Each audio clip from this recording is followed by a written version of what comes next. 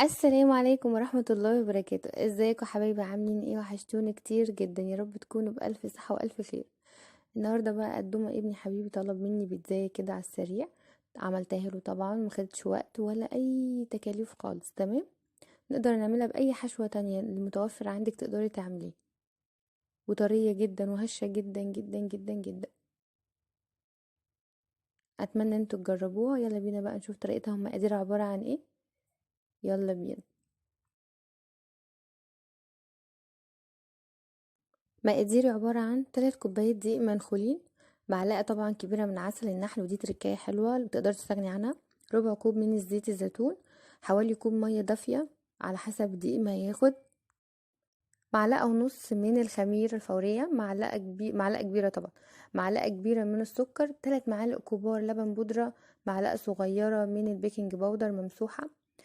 طبعا لزيادة النكهة والطعم في العجينة نقدر نضيف طبعا زعتر، نص معلقة صغيرة من الزعتر، ونص معلقة صغيرة من الثوم البودر والبصل البودر، وذرة الملح. يلا بينا نشوف الطريقة عبارة عن ايه. هضيف كل المكونات الجافة هنا على الدقيق، وهديهم تقليبة بسيطة بالشكل ده علشان كل المكونات تختلط ببعضها، وهضيف معلقة العسل الأبيض، نقدر نستغنى عنها لو مش متوفر، يعني مش هتأثر جامد. نقلبها كويس.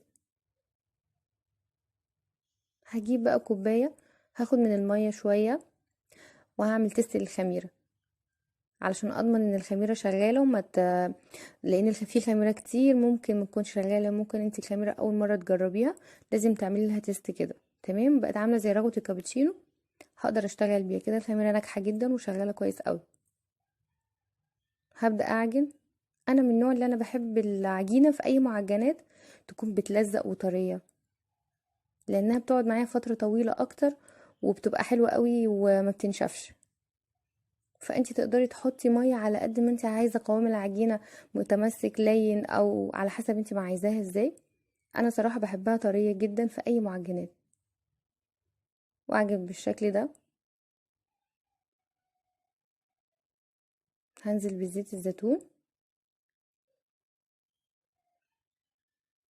تقدري انتي تقللي من الميه، علشان انا قلت قبل كده ان انا بحب العجينه لينه عشان تعيش معايا فتره طويله.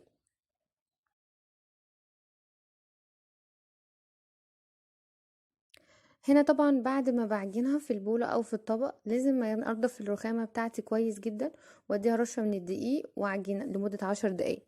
تمام، انا هنا كل ده كان التليفون ما بيصورش، بس مش مشكلة، صورت معاكم قبل كده موضوع العجن، لان طبعا انا ما عجنتهاش المرة دي في العجان، فلازم اعجنها على الرخامة لمدة 10 دقايق، من 7 ل10 دقايق، لغاية ما العجينة تكون ملسة وشكلها ملس كده وحلو وناعمة.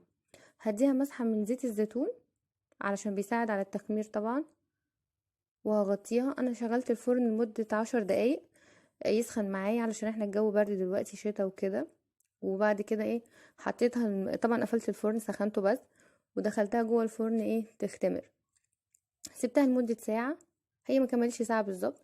هنا الحشو عبارة عن سوسيس متشوح مع بصل وفلافل وجبنة موتزاريلا وميكس جبن وزيت سوري، وزيتون اخضر واسمر وفلفل الوان وصلصة. تقدري تحطي كاتشب او صلصة جاهزة. دي كانت صلصة انا سلقتها وقشرتها، وبعد كده ضربتها في الخلاط وسبكتها مع فصين توم كده او 3 فصوص كبار، وحطيت لها شوية زعتر، تمام، مع شوية زيت طبعا، زيت زيتون اهم حاجة. تمام، هنا العجينة بعد ما اختمرت ما شاء الله. طبعا هاخد جزء من العجينة، هاخد حوالي نصها، وهفردها على الرخامة. دي صينية مرشوش عليها زيت، طبعا ممسوحة بزيت، ومرشوش عليها رشة دقيق عادي او دقيق السميد. انا ما كانش عندي دقيق البسبوسة، فرشيت رشة من الدقيق العادي، بس انا بصراحة بفضل دقيق السميد اكتر. وتقدري تضيفي زيت بس عشان منع ان ما تلزقش في الصينية. تمام، وهنفردها بالشكل ده، نفردها على قد مقاس الصينية اللي هتحطيها فيها.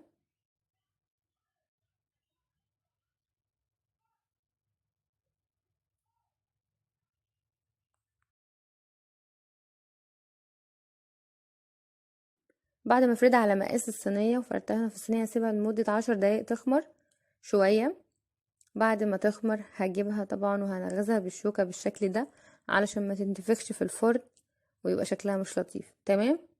هنا دي الصلصة، طبعا دي كانت طماطم زي ما قلت، سلقتها وقشرتها. تمام. عشان انا قلت في الاول صلصة وانا اتلخبطت. تمام. اديها دهنة كده. تقدروا تحطوا صلصة عادي ومرش عليها شوية زعتر وشوية سنة من الزيتون، زيت الزيتون. بعد الصلصة طبعا لازم انزل برشة من الجبنة، ميكس الجبن وجبنة الموتزاريلا، الجبن اللي عندك لازم فوق الصلصة نحط جبنة. تمام. وبعد كده نحط بقى الحشوة اللي هنحطها، وبعد كده نحط الزيتون والفلافل. تقدري تشكلي بقى براحتك، وتقدري تستكفي برشة الجبنة من على الوش بس، بيبقى المطة بتبقى باينة اكتر. لكن انا صراحة انا بحب احط فوق الجبن سوسيس، خصوصا في السوسيس يعني بيديها شكل حلو قوي. وطبعا زيتون اخضر واسود وكده بالشكل ده. اعذروني الكاميرا كانت بتعمل زوم كتير، وكل ده بقى برضو اخدت بالي منه في الاخر من بعد التصوير. بعد طبعا ما نخلص الحشوة هندخلها الفرن، مش هتاخد حوالي، مش هتكمل نص ساعة. هنسويها طبعا على نار عالية، هنسويها من تحت الاول. بعد كده هنحطها تحت الشواية تاخد اللون الفاتح الحلو ده اللي هنشوفه دلوقتي. تمام كده. ده شكلها طبعا يعني حوالي 30 دقيقة، 29 28، يعني ما طولتش قوي يعني، مش هتاخد حوالي نص ساعة بالظبط. تمام. وهتطلع بالشكل ده. انا بسلك الاطراف. انا المفروض كنت خرجتها على صينية تقديم، بس انا بقى قلت اعملها على طول. بعد كده بقطعها بالشكل ده. لازم نقطعها وهي سخنة طبعا اول ما تخرج من الفرن، علشان نقدر نتحكم في الجبن وهي سايحة. وهي صراحة متاكلش غير سخنة. لدرجة احنا كلناها واحنا في المطبخ، يعني ما استنيناش اصلا يعني ندخل جوه او حط الديكور في الاخير. ما استنيناش بصراحة.